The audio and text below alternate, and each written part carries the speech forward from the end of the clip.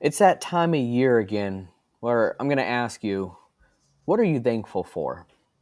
For me, I'm thankful for my faith. I'm thankful for my family. I'm thankful for my friends. And I'm thankful for college football. Why? Because it is the gift that keeps on giving every year, every month, every week. It just seems like it continues to keep getting better and better and better. And we saw these recent rankings come out that is constant chirping. You have to see it to really believe it. And you know that there's a lot of question marks, and you know that a lot of them are going to be answered come rivalry week, come conference championship games. But we still need to talk more about it. We're going to do just that today. We're going to preview some of the three biggest college football matchups this weekend. And don't forget, NFL still around. We're going to preview that as well. I'm your host, Matthew Raridan, and this is Total Sports Talk Beyond the Lights.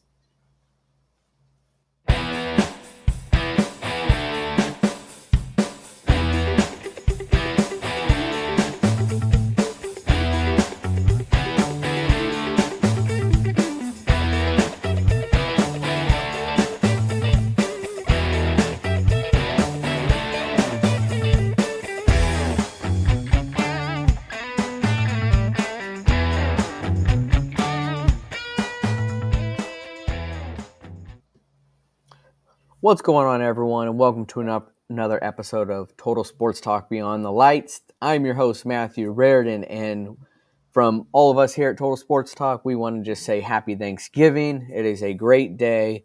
It's one of those days where I save my appetite because I want to taste test everything. So I just want to wish all you guys a happy Thanksgiving from all of us here. With me today is none other than Ed Smith. Welcome, y'all. And yes, I mentioned the things that I was thankful for, and I really am thankful for all those things because sports has always been synonymous with my life, whether I'm playing it, whether I'm watching it. It just seems like it's always been around my life, and it's what keeps me at peace. It keeps me at bay, and I have so much love for sports. And when I fell in love with college football, it felt like it almost brought another level out of me that I didn't know was possible because that's how much I already love sports. But I'm thankful for college football because of kind of the way that it makes me feel. But like I said, it is the gift that keeps on giving. And this last Tuesday, we got another top 25 college football rankings. And on top of that, we got to see what the bracket's going to look like if it were to end today. And Ed, every week there always seems to be that one team that's like, all right, why are they there? Or they're too low. And is there any teams off the top of your head that you're like, okay, Well, at least in this ranking, we can tell that there's a method to the madness with the way that the committee is ranking these teams. Because does anybody really believe that Miami is a better team than Georgia right now, or a better team than Tennessee right now? I don't think so. So the fact that Miami only has the one loss, you kind of see that that's where the lineup is with the committee is if you have the one loss and you're a power four team, then you should be ranked ahead of a power four team with two losses. The exception to that is Indiana, but that's because they've, let's be honest, they've played pretty much a G5 schedule up to this point and only have a 50 something ranked schedule now because they got beat by Ohio State. So that really pushed their schedule ranking up, but it's pushing their ranking further down to number 10 after they were at number 4 last week. So you can definitely see that there is some form taking shape as to what the committee's starting to think. Because once you get past Tennessee, you get SMU, which is one loss and a G on a power four uh, as a power four team, but they're really considering SMU to be a G5 team just with a power four designation.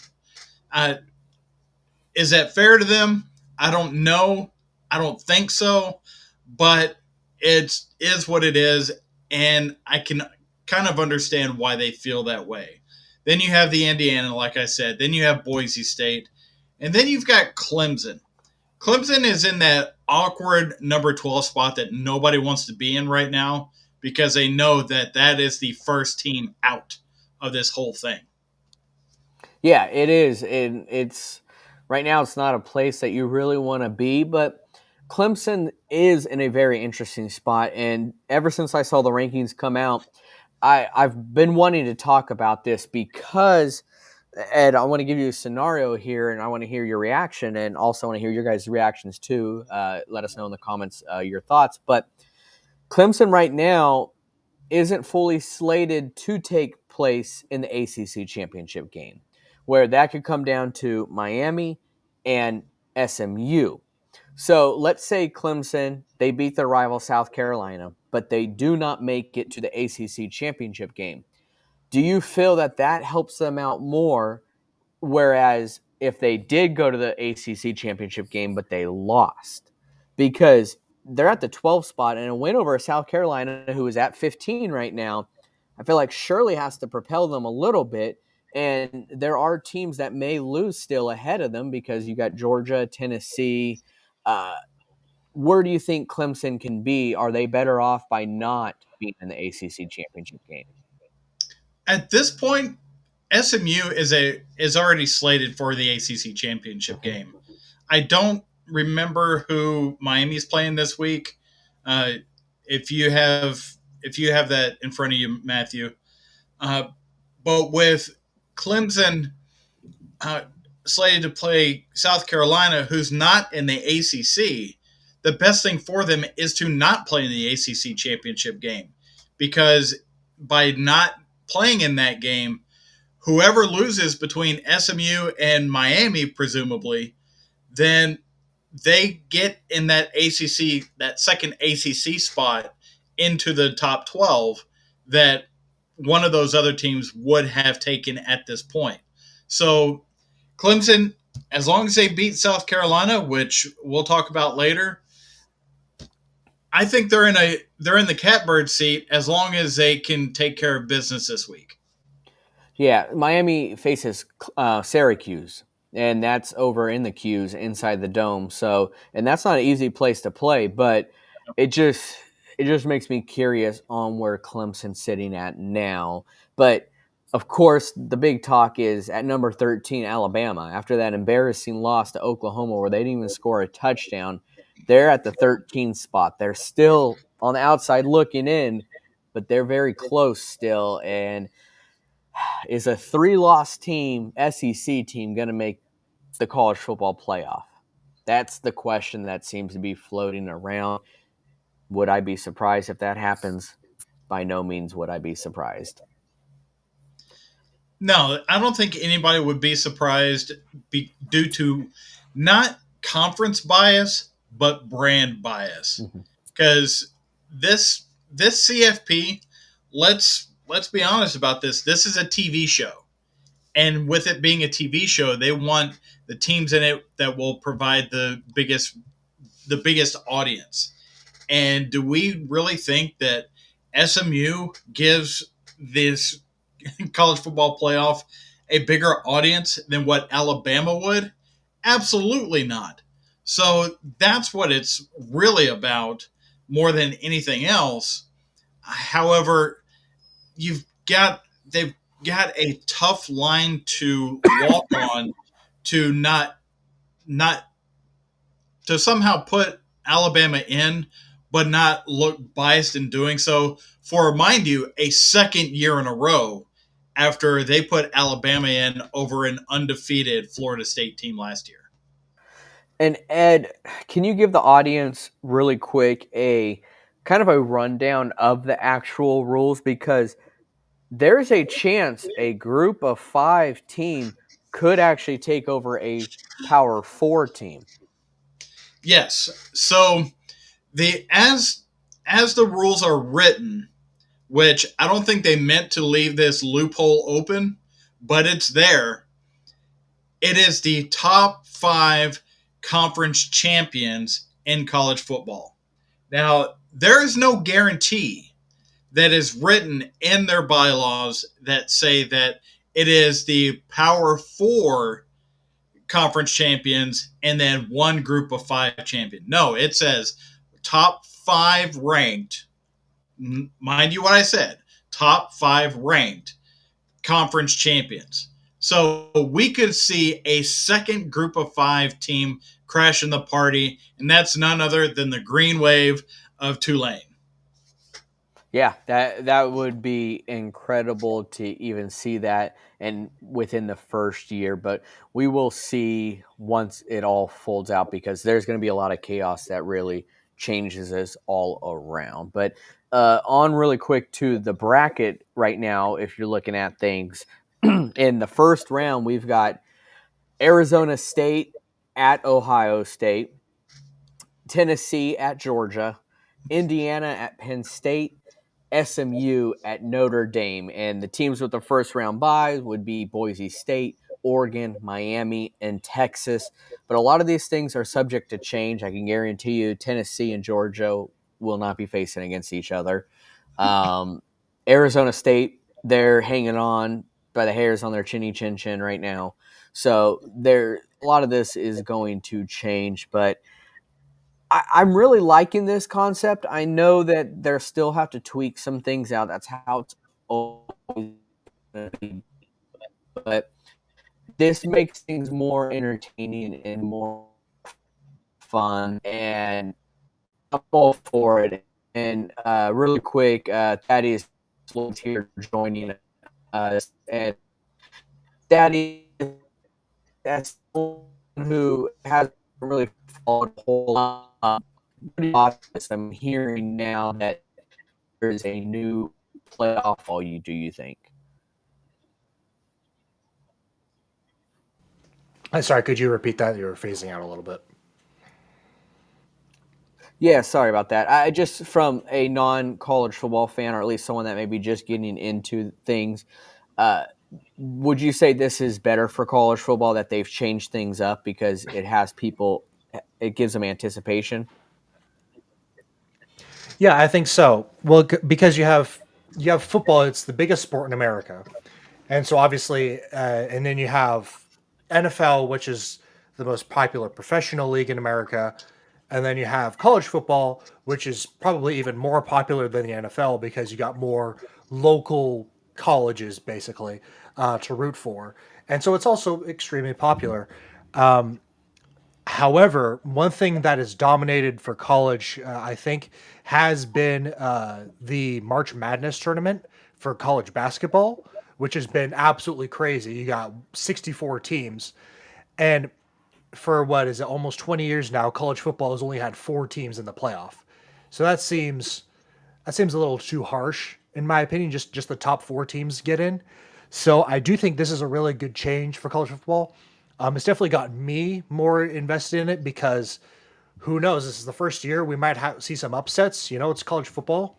There are always crazy upsets. So I'm very happy to see this. It would be cool if we could have had all 25 teams in the college football, but it's probably not going to happen. Just the top 12 is probably fine for now. But I do really like seeing this, and I'm going to pay attention when we get to the playoff for sure. I think the coolest thing about it, and Ed, you could tell me if you agree or not, is the fact that they're giving these teams home field advantage. People don't realize it how crucial home field advantage is in college football. It is a different atmosphere, and usually these playoff matchups, and they will later on in the playoffs, they're at a neutral site or they're at some big dome, usually in Atlanta, something like that, where now it's going to take place at the college campuses if you are a higher seed early on. And I love that. I think that brings so much, and that rewards the universities even more for their great efforts on the year. So that's one of the more exciting things that I'm liking about this. Yeah, and even though that it's kind of shooting the gap on that first round, if you will, to get the home field advantage metric on it. Because remember, teams that get the bye, they don't get a home game. They go straight into the bowl series that the second round or quarterfinal round is part of. So to get the home field in the college football playoff, you have to hit that 5 to 8 mark, and that's just such a fine line. But to your point, Matthew, yes, it does reward the teams for being better, but it doesn't reward them so much that they get a bye and an extra week of rest. Yeah. So I think it works out really well. Now, one thing that is carried over from March Madness into this college football playoff is the bubble teams.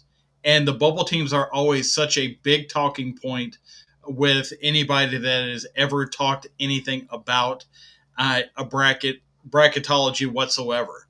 So bracketology in college football, you're going to have a much more narrow number of teams that you can be talking about, but it is always such a thick, rich debate amongst people that have been watching the sport to say this team should play instead of this team and this team and that team and this, that, and the other. And it is just drawing more people in, and I love it. That I just love the pageantry of the college football period.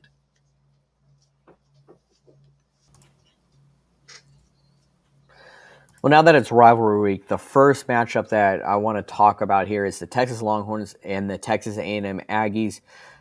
This right here, these two teams, they do not like each other. That is why it is a rivalry. This is the battle for Texas, battle for the SEC championship game.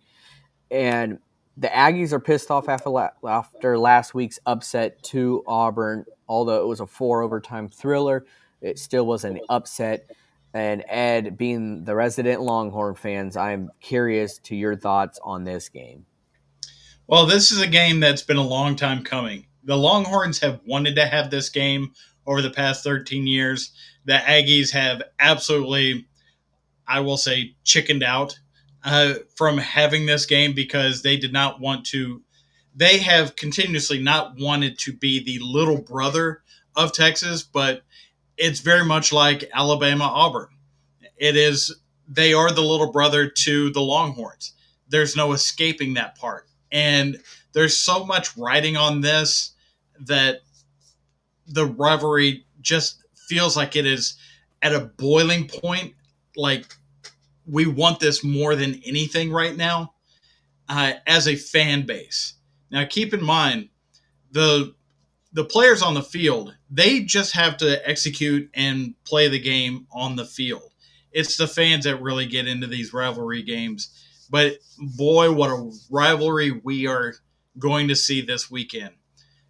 Keep in mind, when this rivalry ended 13 years ago in the Big 12, it was Texas that walked off of Kyle Field, which is where they're going to be playing at 6:30 on Saturday night.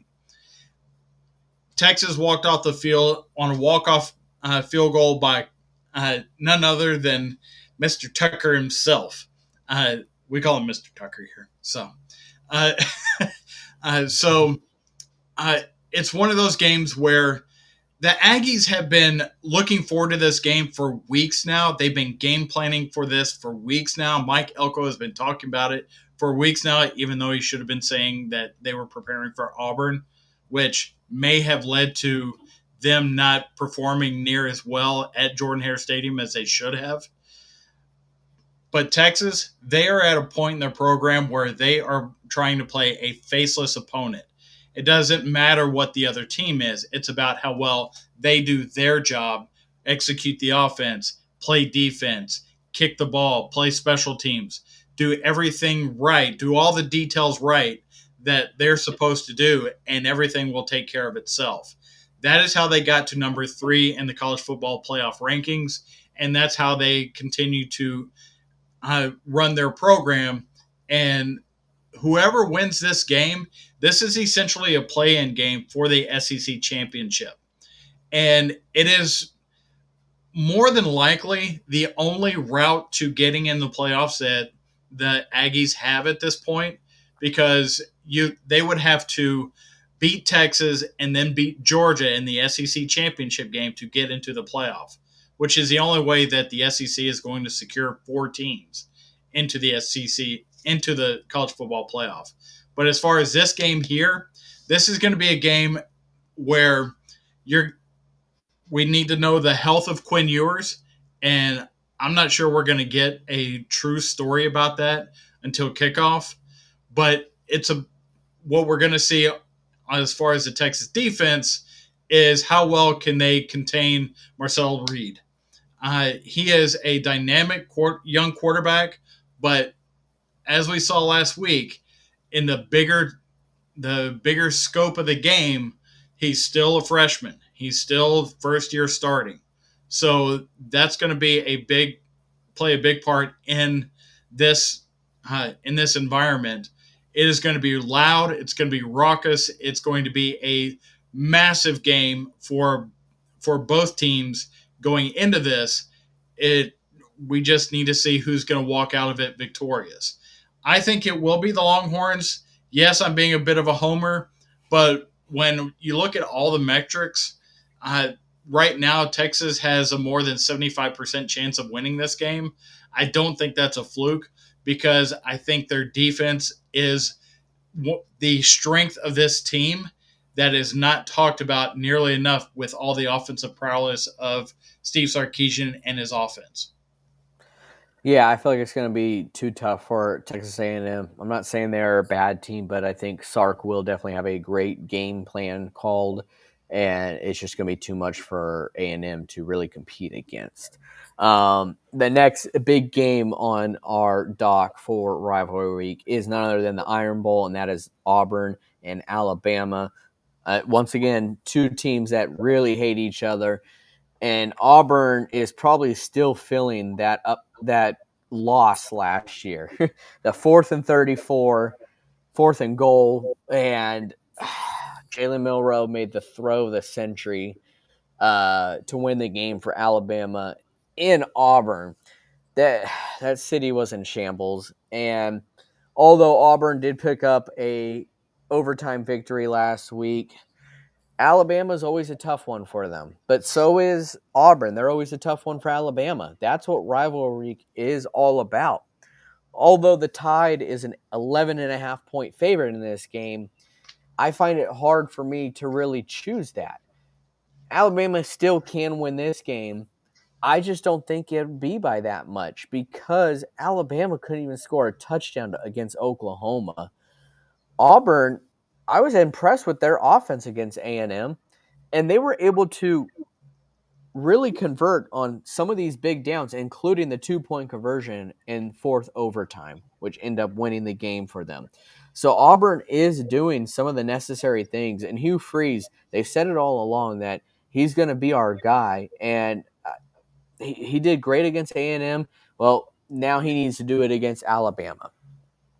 I don't know if Auburn will be able to pull it off, but they sure would love to put that final nail in the coffin in Alabama's playoff hopes, and that gives them a lot of momentum for this game. So it's a toss-up here, but hey, I'm just going to pick the upset here. Let's go with Auburn with the victory over Alabama in Tuscaloosa. There's no greater feeling than that. Ed, do you have a couple thoughts on this game really quick? I think the win over Texas A&M last week is such a springboard for this Auburn program. The question is, will they be able to handle the success of winning a big game like that? This soon after that big game in a rivalry game, it's going to make it tougher for Alabama to win. But I do think that Alabama does win because they've got no other choice. Otherwise, the population of Tuscaloosa will be burning the practice field down. That is how they feel about the Tide there. At what I find disturbing with Alabama is under Saban's guidance, they were intimidating and their defense was intimidating. Under DeBoer, he's trying so hard to make the offense work in a way like he had in Washington with Michael Penix Jr. that I don't know if they have the same like angry, determined, uh, just you will not, you know, coach. The remember the Titans, they will not gain another yard. You could see Nick Saban saying that to his defense over the years that he was in Alabama. Kellen DeBoer doesn't do that, so that leaves the door open for a night in which Peyton Thorne, if he is on, he could do some things, but he always makes that one mistake that just kills them. And I I know that his mistakes did not in the end kill Auburn last week, but I do think that it'll be enough to where they cannot get over the hump of being Alabama this week. Yeah, no, yeah, I agree. He always does make a big mistake, and he could make that in this game. And Thaddeus, really quick, uh, I know you're new to the college football scene. I told you about this game earlier, the Iron Bowl. As a newer fan, I urge you to watch this game because this is a very rich history rivalry game. And these two teams, they will be playing. They expect to see blood on their opponent. So I urge you to watch this game. Yeah, I was impressed because I know college football has been going back to the late 1800s, and Iron Bowl is one of the oldest ones, going back to 1893, which is very close to the one I do know and I have watched routinely is the Apple Cup, which has been around since 1900.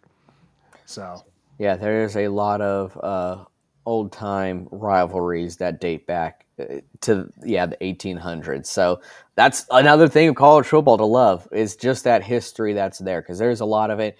And Ed could go down a history rabbit hole on who is the real UT, but that's a topic for a different day. uh, Last matchup of the day, and this is my favorite matchup of the week, and that is South Carolina against the Clemson Tigers. This is Battle of the Carolina right here. And this has a lot of implications right here. They're both ranked right now. Clemson is ranked a little higher than South Carolina in the rankings, but the way South Carolina's playing right now, they're hot. And Clemson, they are as well, but South Carolina has got a lot going for them. I'm actually really impressed with what they've been able to do. They did have some close losses, one of them being against Alabama, who is above them. But right now, if they were to face off, I would take the Gamecocks to win that game. Uh, Clemson, I talked about earlier, where if they win this game, but they don't make it to the ACC championship game, that could help them because it's a win over a ranked opponent. South Carolina, on the other hand, they win this game, it is not an SEC matchup.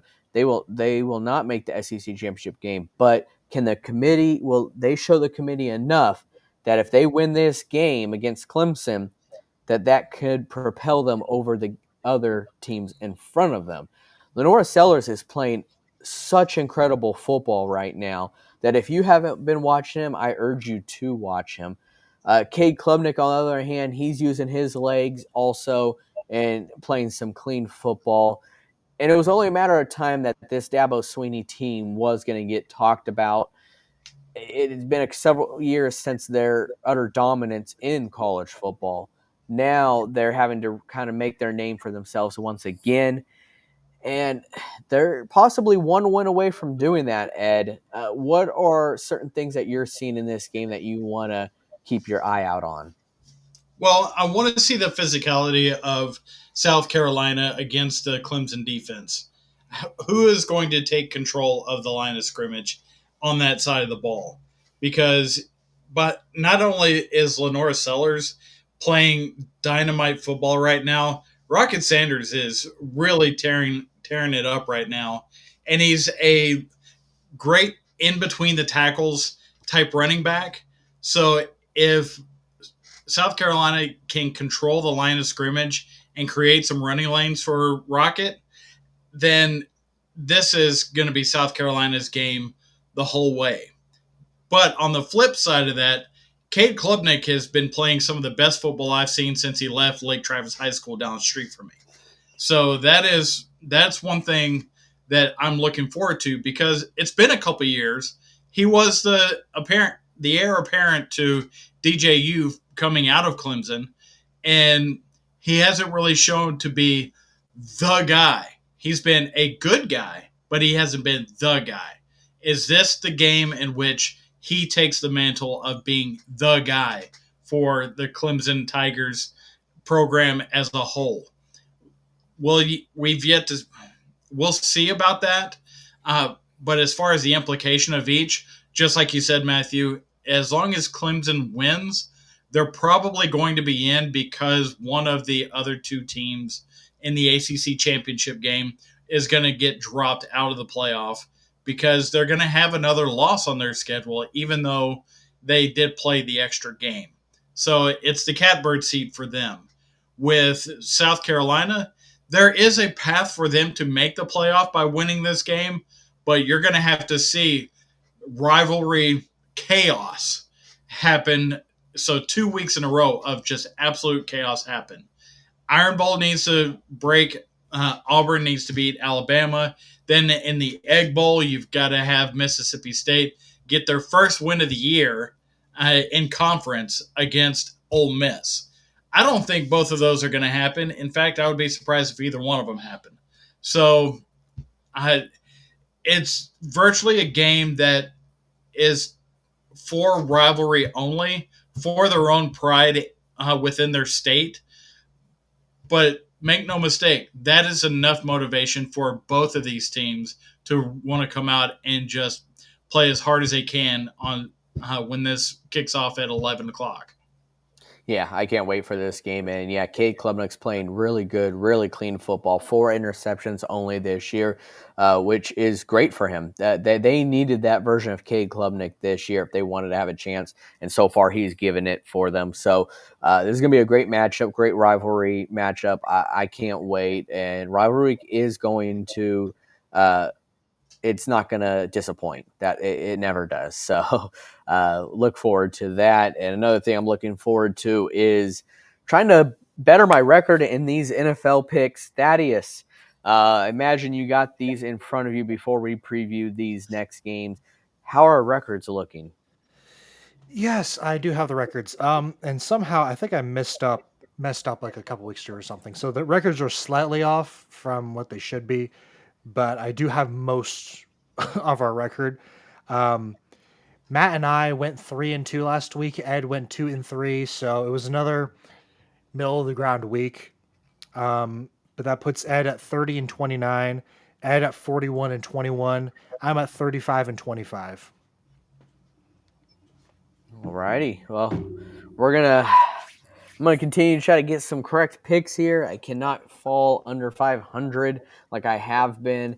I just need to get better, and it all starts one game at a time. Well, let's start with this first game here. This is the night feature tonight, Thanksgiving. That is Miami Dolphins and the Green Bay Packers. The Dolphins had, I'll say with quotation marks, an impressive victory over the New England Patriots, but it was over the New England Patriots. They are not, just like Nick Saban with Alabama, they are no longer the feeder to Bill Belichick Patriots. But this was Tua's most complete game this year. You got to see him with add it more to his additions with Jonnu Smith, Tyreek Hill, of course, is always in the mix, and Jalen Waddle. So he was really sharing the love. Green Bay, on the other hand, they dismantled the already dismantled 49ers. Sorry, Thaddeus.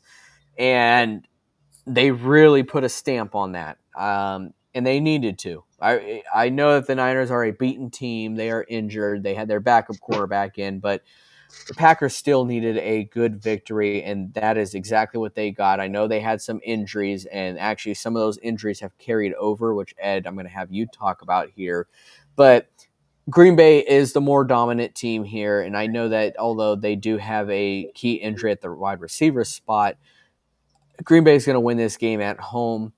It's going to be pretty chilly there, I'm pretty sure, and Miami's not used to chilly like that. So for me, it's easy to go with the Green Bay Packers here because Miami, although they had a good game, they're inconsistent. Green Bay, on the other hand, is not. So Green Bay is going to win this game. We're going to go 28-17. Ed, talk us through Green Bay and maybe some of the injuries they're facing with.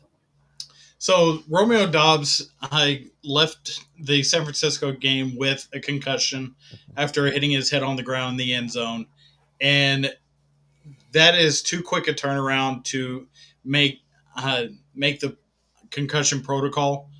So we'll probably be without Romeo Dobbs, which is our second leading uh, receiver this year. So there's a little bit there, but that is part of the whole deal with Green Bay right now is they have such a collection of receivers that somebody else will just take that spot and the train will keep moving.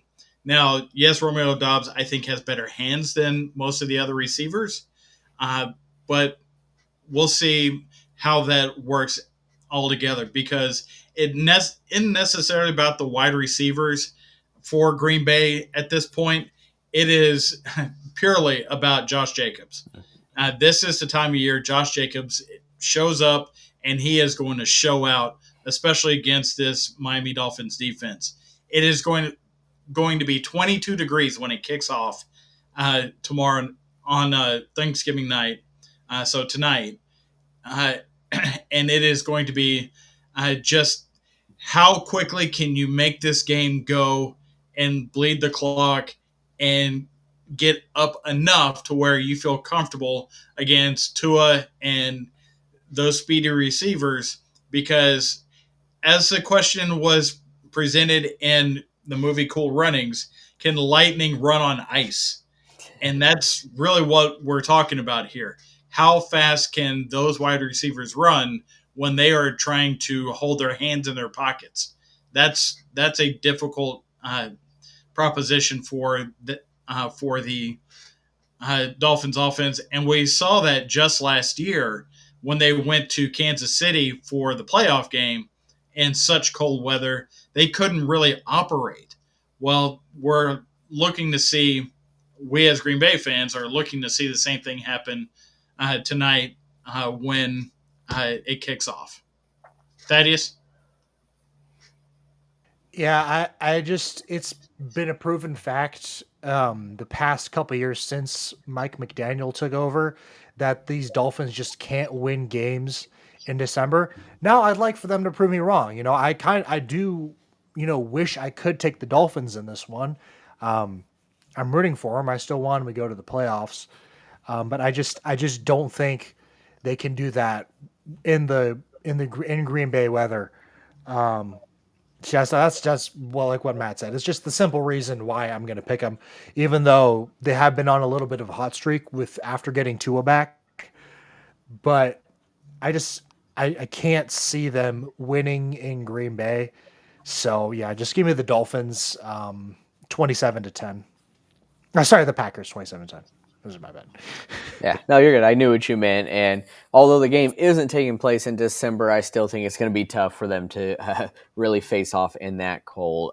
Mike McDaniels, he's a fun coach. He seems like a great coach to play for. He's become one of my favorite coaches only because of his personality. But uh, Green Bay's got a team, and they've got the weather on their side. Unlike Miami right now, they do not have that in their favor. So three of us are taking Green Bay Packers in this game. Next game to preview is the Battle of the Birds. Philadelphia Eagles and the Baltimore Ravens. Baltimore Ravens came off a very nice win over the San Diego Chargers, the LA Chargers. Sorry, I still call them that. and the Philadelphia Eagles with the Saquon Barkley show. Thaddeus knows what I'm talking about. It was just pouring on, pouring on. These Eagles are looking impressive now. All right. Just a couple weeks ago, talked about them. Their record looked good, but they didn't necessarily look good. Well, now they're looking good. And they're looking like the Eagles team that went to the Super Bowl just a couple years ago. Ravens also looking good. It's the run game between these two teams. I can't actually wait for this matchup because It's the number one and number two rushing leaders in the NFL right now with Saquon Barkley and Derrick Henry. They're both on new teams. The other night I was watching football and they brought up a chart talking about the players that have went to new teams running back wise, and they're pretty much all leading rushing in the NFL this year. New homes, they're looking good. It shows that they made the right decision. And running backs do need to be valued because if you took the running backs, both those running backs off these teams, their records would not be where they're at. So I think that it's time to give these running backs the respect they deserve. They play and practice just as hard, and it shows week in and week out. So Saquon Barkley and the Eagles, Derrick Henry and the Ravens. This is a very tough game for me to choose. Uh, it may just benefit that Baltimore's at home this game. That may just be the deciding factor on who wins this game. Is Baltimore playing at home? Gosh, I hope the Eagles win because I need Baltimore to lose as a Steelers fan. But as a Steelers fan, it's also hard to pull for the Eagles. So I hope this game ends in a tie. That will help me out. But I'm going to go Ravens winning this game. It is going to be a very, very close game. Although Justin Tucker has not had the best year, I just feel like at home he's going to hit a field goal to possibly win this game. Let's go 31-28 Baltimore. Thaddeus. Yes, this is a great matchup because you got two of the best teams in the NFL with great records. Um, it's going to be very interesting because, like you said, we got two premier running backs who joined new teams. You got Barkley with the Eagles, and you got Henry with the Ravens. The interesting stat, though, right now is the Ravens are the number one have the number one rush defense as far as yards per carry. They're holding opponents to 3.5 yards per carry, best in the NFL, and they are second in allowing rushing yards total. But then the Eagles aren't too far behind on them as well. I believe, yeah, they are about fifth or sixth in that department. So it's really going to be, I think it's going to be up to the quarterbacks to, to throw in this game. And it's very hard because, like I've said before, I think Lamar is an average passer. He can make all the exciting plays with his legs. And then Jalen Hurts can throw as well. He's a little bit more of a pure pocket passer, I think. But it's going to be really telling to see which QB can throw it better down the field. Now, I do think the Eagles receiving core is better than the Ravens receiving core. But even with that in mind, I got to go with the Ravens in this one. It's been really hard to doubt them all season. They lost their first two games, which were really close because they didn't really use Derrick Henry. Then they started using him, and they really only lost to the weird game with the Browns, and they had that really close loss to My Steelers. the Steelers. Yeah, that's right. Yeah, and that was rivalry games. So I'm going to expect the Ravens to pull out this one. And also, actually, I just remembered the Lamar stat. He's 24-1 against NFC teams. So Yeah. yeah, I'm gonna have to take Lamar on this one. Ed. I think 24-2 sounds really good. Yeah. Going into this game, and the reason why I say that is the Eagles your point, that is the Eagles wide receiver core is better than the Ravens wide receiving core, and the receivers for the Eagles, uh, Devontae Smith and AJ Brown, they can get open and they can stay open. They can get away from defenders. They can run away. They can run over. They can do what they need to do. And I think that is the biggest difference between these two teams is the wide receiver room. So that's going to make the biggest impact. Because if you look at both of these teams, they're both great running the ball and they're both great at stopping the run. Well, that becomes a immovable object versus an irresistible force. on both sides of the ball. So you have to start looking at which room looks better, which room plays better. And right now, it's the Eagles' wide receiver core. Uh, with uh, with being this deep into the season, the Eagles have figured out who they are and what they need to do to win. The Ravens, they know what they need to do. They know how to do what they need to do. But for some reason, there are just games in which they don't do it. And they are confounding in that way. So for this game, I'm going to take the Eagles, and I'm going to take it in pretty close, 17-15. Yeah, I mean that would indicate definitely a lot of defense. So we will Yeah, I see. was. Oh, sorry, I wasn't able to give my score prediction. I forgot about it, but yeah, I got the Ravens. Let's say 21-20. Yeah, I mean we're definitely going to see how well these defenses do against these premier offenses, and that's the thing is that Baltimore, their wide receiver group isn't the best, but they're still winning games, and I guess that's what makes their team even more impressive. But nonetheless, I think it's definitely going to be a close game, and I'm looking forward to seeing it. And Jalen Hurts, he's quietly doing very well again. So keep an eye on him. Keep an eye on this Eagles team because they definitely can start making a big run in the postseason. Um, those are the two games we're going to preview. We're going to do a quick speed round on three more predictions here. First game we got is Pittsburgh at Cincinnati. Pittsburgh, I think, needs this win more than Cincinnati does. I know Cincinnati still has a very, very slight chance at even making the playoffs, but Pittsburgh coming off the loss against Cleveland, and we'll see what Baltimore does against that Eagles team. But Pittsburgh can't afford to really lose many more games, especially down this stretch with the gauntlet they have to face, including the Kansas City Chiefs on Christmas Day. So Pittsburgh needs this win. I want them to win this game. They're not going to win this game. Cincinnati is going to win it. I think their offense is going to be a little too much for the Steelers to handle. If I were to give a score prediction here, I'm going to go with a uh, 24-14 Cincinnati victory. Ed, really quick. I'm taking Pittsburgh 31-28. Thaddeus? Um, yeah, it's pretty close. It's going to be a high scoring game, I think, because the Bengals defense hasn't been very good either. Yeah, yeah. Give me the Bengals in this one, home field advantage. Um, Give me them 35-28. All right.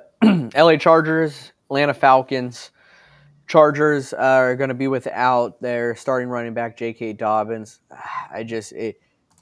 He just struggles to stay healthy, and he's a good running back. But the Chargers, they have a different looking team this year, and that's all thanks to Jim Harbaugh. I think that Jim Harbaugh is leaving his imprint on this team and making a good impression in his first year there.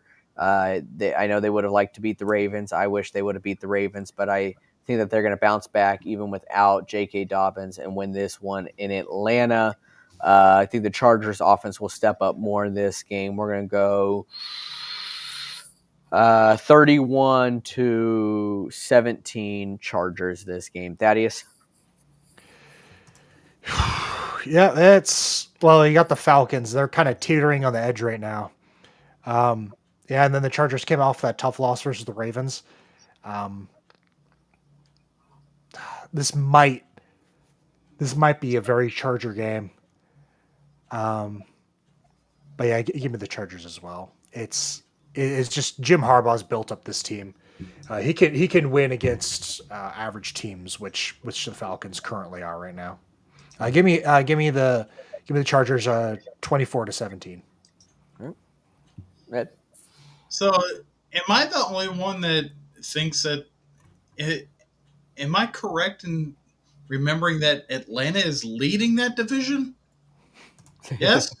Yeah, the closest team is the Okay, Bucks. so it's not like they're kind of left for dead or anything. No. The Chargers, I think, need this game to try and keep pace in the AFC West, because you've got Denver, who's you know keeping pace with a rookie quarterback. You've got the Chiefs, of course, and they don't talk about the Raiders are the Bruno of the AFC West. They don't talk about Bruno. That's how that goes. So I'm actually going to take Atlanta in this one, and I'm going to take this one uh, in a kind of a mid-range game, not necessarily a lot of points, but without J.K. Dobbins, the Chargers just can't keep up uh, with just having Herbert flinging the ball all over the field to one receiver. So I'm going to take Atlanta on this, 24-17. All right. And last game for the week, Arizona Cardinals at the Minnesota Vikings. Keyword there, at Minnesota Vikings. Arizona is not decent on the road this year, and last week against Seattle, it was just really embarrassing for them. And Minnesota, it still has a great team. They're one of the hottest teams to start this year. They're still a great team. They still got Justin Jefferson last I checked. I mean, just throw the ball up and he'll come down with it. And Aaron Jones, the ex Green Bay Packer, is still having a great year in Minnesota. I just feel like Minnesota's just going to be too much for Arizona this game. Kind of similar to uh, the Chargers. Arizona just seems to only be throwing it to their tight end and McBride, and you have to be able to throw it to more targets than that. Minnesota, they're sharing it. Jordan Addison, Justin Jefferson, and Aaron Jones. They're just going to be too much for Arizona in this game. Give me Minnesota. We're going to go 24-10. I'll take Minnesota. Ed. I'm going to take Minnesota way more than that. I'm Yeah. going to take Minnesota 38-10. Okay. Thaddeus. Well, I'm gonna go with the upset here. I'm gonna take the Cardinals on this one. They they played the Seahawks, and that was a tough game. And Kyler Murray threw the stupid pick six. But for every bad game, he also has an equally good game. So I think they might flip the script on this one. That Cardinals defense has actually been really good. Like, you might see the Seahawks scored 16 points, but that was only because they had the pick six. So the Seahawks offense only scored 9 points. So it's still, I think this Cardinals defense is doing like Jonathan Gannon is doing an incredible job with not a very well known names for right now. Kind of like what Jesse Minter's kind of doing with the Chargers defense. So I'm going to pick the Cardinals to upset here. I think they're going to be a little bit ifed off from the loss to the Seahawks. So I think they might surprise here. Give me the Cardinals 20-17. Yeah. I mean, we're going to see just how pissed off they are and if they're able to bring that mentality to Minnesota. But that is about all we have today, folks. We appreciate you guys tuning in. And once again, we want to wish you a happy Thanksgiving. We hope you're enjoying it with family, friends, eating some good food. And we would appreciate it if you hit that like and subscribe button, share these videos, and just hit us up in the comments. Let us know how you're feeling, your thoughts, and your predictions as well. And just another heads up, we will not be having a show this upcoming Saturday. We want you guys to enjoy your time with your family and just really just take some time to spend it together. We will be back, though, next week, and we will catch you then. Until next time, guys, we are rounding third, and we are headed for home.